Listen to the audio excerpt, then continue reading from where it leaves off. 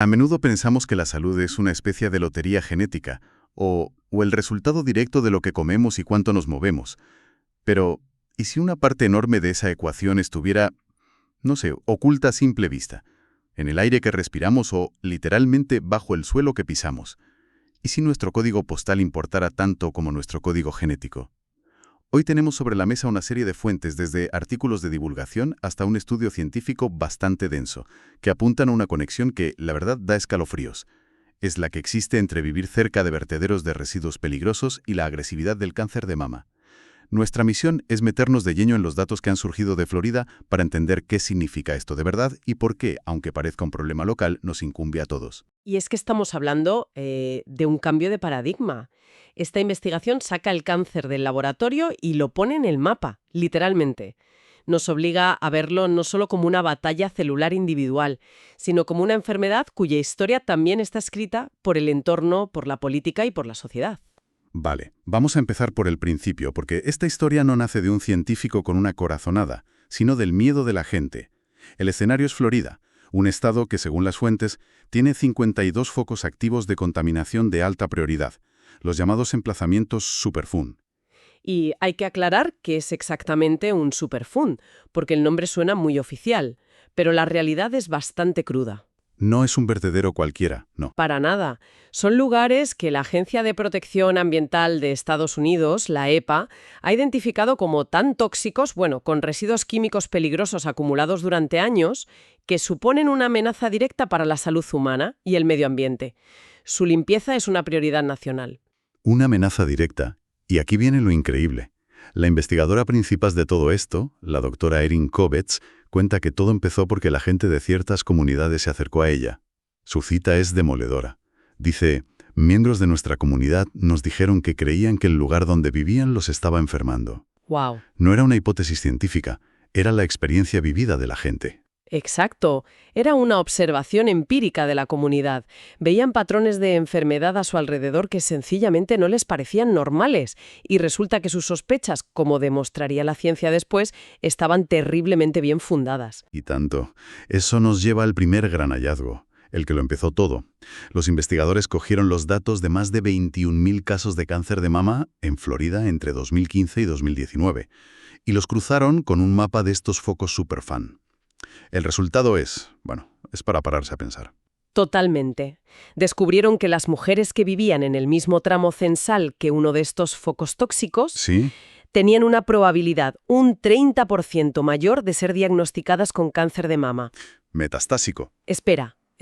Vamos a desglosar eso, Sí, porque es la clave. sí. No es un 30% más de riesgo de tener cáncer y ya. Es que en el momento en que reciben el diagnóstico, el cáncer ya no está localizado. Exacto. Ya se ha escapado, se ha extendido a otras partes del cuerpo. Es un punto de partida infinitamente peor. Es un punto de partida que cambia por completo el pronóstico y el tratamiento. A ver, un cáncer de mama localizado tiene tasas de supervivencia muy altas, pero un cáncer metastásico de inicio es una enfermedad mucho más formidable y a menudo incurable. Ese 30% no es solo una estadística, es un abismo en la esperanza de vida de una paciente. Claro. Sugiere que el entorno no solo podría estar iniciando el cáncer, sino que podría estar dándole un empujón para que se vuelva agresivo y se disemine rápidamente. Vale, esto es increíble. Estamos diciendo que vivir en un sitio u otro, respirar un aire u otro, no solo aumenta el riesgo, sino que parece que produce un tipo de cáncer peor. La pregunta que se me ocurre es, ¿cómo? ¿Cómo es posible que algo externo, como la contaminación, llegue a reprogramar un tumor por dentro? ¿Pudieron ir más allá? Esa es exactamente la pregunta que se hicieron ellos. Y para responderla se centraron en el villano de los cánceres de mama, el triple negativo o TNBC. Es un subtipo especialmente agresivo, difícil de tratar porque no responde a las terapias hormonales y que, como señalan las fuentes, afecta más a mujeres jóvenes y de ascendencia afroamericana. El que ningún oncólogo quiere ver en un informe, vamos. Exacto. Y aquí los datos del estudio más específico que tenemos son aún más nítidos. Analizaron a más de 3.000 pacientes y definieron proximidad como vivir a menos de 6,4 kilómetros de un foco Superfund. Vale. El resultado, las mujeres que vivían dentro de ese radio tenían una probabilidad 1,33 veces mayor, un 33% más de que su cáncer fuera de este tipo, el triple negativo. Un 33% más de probabilidades de tener la peor versión de la enfermedad solo por la ubicación de tu casa. Pero la cosa se complica aún más porque no solo miraron el suelo, sino también el aire. Ahí es donde la investigación da un salto cualitativo. Introdujeron en el análisis la exposición a partículas PM2,5. Explícanos un poco qué son. Para que nos hagamos una idea, son partículas contaminantes tan diminutas, de menos de 2,5 micras, que son invisibles. Son más pequeñas que un glóbulo rojo. Cuando las respiras, no se quedan en los pulmones. Atraviesan las barreras pulmonares, entran en el torrente sanguíneo y viajan por todo tu cuerpo. Como un caballo de Troya microscópico. Es la analogía perfecta. Y lo que descubrieron con estas partículas es, para mí, el dato más impactante de todo el estudio. Una alta exposición a estas partículas, PM25, se asoció con una probabilidad 2,09 veces mayor de desarrollar cáncer de mama triple negativo. El doble de probabilidad. Pero a ver si lo entiendo bien. ¿Estamos diciendo que respirar estas partículas podría ser un factor de riesgo incluso más potente que vivir al lado del propio vertedero? Es una pregunta buenísima. No es que sea más peligroso, sino que revela un mecanismo de contagio diferente y quizá más generalizado. Ah, claro. El vertedero contamina el suelo y el agua subterránea, sí, pero el aire viaja. Estas partículas no respetan los límites de una propiedad. Esto amplía el radio de impacto de una forma que no habíamos medido hasta ahora. Entiendo. Un predictor potentísimo para el tipo de cáncer más agresivo. O sea, ya no hablamos de un riesgo abstracto, hablamos de que las emisiones de un polígono industrial cercano o el tráfico denso podrían literalmente estar dándole instrucciones a un tumor para que se vuelva más letal. Exactamente. Es un mecanismo tangible, inhalable, que conecta la política medioambiental de una ciudad con lo que ocurre dentro de una célula. Y eso nos lleva a la siguiente fase de la investigación, que es casi ciencia ficción. Buscaron la huella de esa contaminación dentro de los propios tumores. ¿Y cómo se hace eso? ¿Cómo se busca una huella química, como la llaman? Aquí es donde entra el equipo del Dr. Aristeides, Telonis, los biólogos moleculares. Hicieron un análisis de una profundidad increíble. No se limitaron a mirar el ADN del tumor, que es la secuencia de letras, el código genético. Fueron a un nivel superior. Analizaron el epigenoma y el transcriptoma. Vale, esos son dos conceptos que necesitamos que nos traduzcas. Claro, imagina que el ADN es el libro de recetas de la vida. El epigenoma no cambia las recetas, pero son como notas adhesivas o marcas de subrayador que pones en el libro. Le dicen a la célula qué recetas leer y cuáles ignorar. Son los interruptores que encienden y apagan los genes. Entendido. ¿Y el transcriptoma? El transcriptoma sería como hacer una foto de la cocina en un momento dado, para ver qué recetas se están cocinando ahora mismo. Muestra qué genes están activos, enviando mensajes en tiempo real. Lo revolucionario es que hoy sabemos que factores externos, como la contaminación, una mala dieta o el estrés crónico, pueden cambiar esas notas adhesivas, pueden alterar el epigenoma. O sea, el entorno puede convencer a nuestras células para que lean las recetas equivocadas del libro. Las que, por ejemplo, le dicen a un tumor, crece más rápido o ignora las defensas del cuerpo. Has dado en el clavo. El entorno puede cambiar la expresión de nuestros genes sin alterar el código genético. Y eso es lo que buscaron. Patrones de subrayado epigenético distintos en los tumores de las mujeres que vivían en estas zonas contaminadas. Y los encontraron, claro. Y los encontraron. Pero no se quedaron ahí. Dieron un paso más que conecta todo. ¿Qué hicieron? Compararon esos biomarcadores o monecmares que encontraron con una variable social, el índice de privación del vecindario. ¿Y eso qué mide exactamente? No es solo pobreza, ¿verdad? No es mucho más complejo. Mide una acumulación de desventajas. Bajos ingresos, sí, pero también bajo nivel educativo, falta de acceso a empleos de calidad, viviendas precarias. Y una escasez de recursos que promueven la salud, como supermercados con productos frescos, parques seguros o centros médicos cercanos. Es desolador pensar en eso.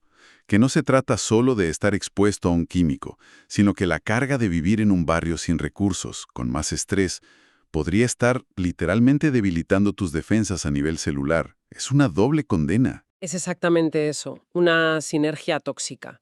Y la conclusión del estudio es demoledora. Los pacientes de los barrios con mayor índice de privación no solo tenían más probabilidades de vivir cerca de un foco superfan, Ujú. sino que sus tumores presentaban con más frecuencia esos patrones moleculares asociados a la agresividad. O sea, Se rompe la barrera entre lo social y lo biológico. La adversidad social y la contaminación ambiental dejan una cicatriz conjunta a nivel molecular. espera, para un segundo. Creo que vale la pena poner en orden todo lo que hemos dicho, porque son ideas muy potentes y no quiero que se nos escape ninguna. Por un lado, tenemos la proximidad a estos vertederos tóxicos, que se asocia a un cáncer diagnosticado ya en fase avanzada y del tipo más agresivo. Correcto, ese es el punto de partida geográfico. Luego tenemos el aire, las partículas PM2.5 que pueden viajar a kilómetros, duplican el riesgo de tener ese cáncer tan agresivo, el triple negativo. El mecanismo de exposición aéreo más amplio y generalizado. Y por último, esta conexión brutal entre la biología del tumor y las condiciones sociales del barrio. El estrés, la falta de recursos y la contaminación parecen formar un cóctel que reprograma el cáncer para que sea peor. La firma molecular de la desigualdad. Has resumido perfectamente el puzzle. Entonces, la gran pregunta es, ¿qué hacemos con esto? Porque es una información muy dura, pero imagino que también abre nuevas vías. Sin duda. Y aquí es donde, a pesar de todo, hay espacio para el optimismo. A diferencia de tu código genético, que no puedes cambiar, el código postal y la calidad del aire son factores modificables. Ah, Y eso significa que se puede intervenir. ¿a qué niveles? A varios. El más obvio es el de las políticas públicas.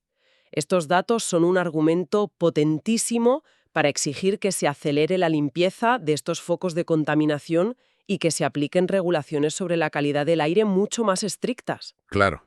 Ya no es una cuestión estética o medioambiental abstracta, es una cuestión de vida o muerte. ¿Y a nivel médico, cambia algo para los doctores? Debería cambiarlo todo. Anima a los médicos a ser también un poco detectives ambientales, a que la pregunta ¿dónde ha vivido en los últimos 20 años? Sea tan importante como preguntar por los antecedentes familiares de cáncer. ¿Integrar el historial de exposición? Exacto. Puede dar pistas cruciales. Y me parece fundamental volver al origen de todo esto, la gente de la comunidad. Esta investigación les da la razón de una forma científica y rigurosa. Totalmente. Hay otra cita de la doctora Kovetz que lo resume genial. Dice, la comunidad tenía una perspectiva y ahora tenemos datos empíricos que sugieren que sus preocupaciones pueden ser válidas. Esto es importantísimo porque legitima la voz de los ciudadanos, demuestra que la gente que sufre un problema en su barrio a menudo entiende lo que pasa mejor que nadie y que la ciencia debe escucharles. Es un círculo perfecto. La preocupación ciudadana impulsa la investigación, y los resultados de esa investigación deberían impulsar cambios en las políticas. La propia doctora Kovetz dice que estos estudios son solo las primeras piezas del rompecabezas. Es evidente que esto es solo el principio. El viaje que hemos hecho hoy es increíble. Hemos ido desde la preocupación en una reunión de vecinos en Florida hasta la firma epigenética dentro de una célula tumoral. Es la prueba, con datos en la mano, de que el lugar donde naces, creces y vives puede reescribir la biología de una enfermedad. Y esto plantea una pregunta final, una reflexión que va más allá del cáncer de mama y de Florida. Si hemos visto que las condiciones ambientales y sociales de un barrio pueden dejar una huella biológica tan profunda, ¿qué nos dice eso sobre cómo diseñamos nuestras ciudades? Sobre dónde permitimos que se instale la industria pesada y dónde no. Sobre qué definimos realmente como medicina preventiva. Exacto. Quizás la salud pública más eficaz no empieza en la consulta del médico, ni siquiera en el laboratorio. Quizás empieza en las leyes de urbanismo, en la política medioambiental, que decide qué nivel de contaminación es aceptable, y en las decisiones que garantizan que la carga tóxica de una sociedad no recaiga siempre sobre los mismos barrios. Quizás la verdadera prevención, en muchos casos, es simplemente una cuestión de justicia.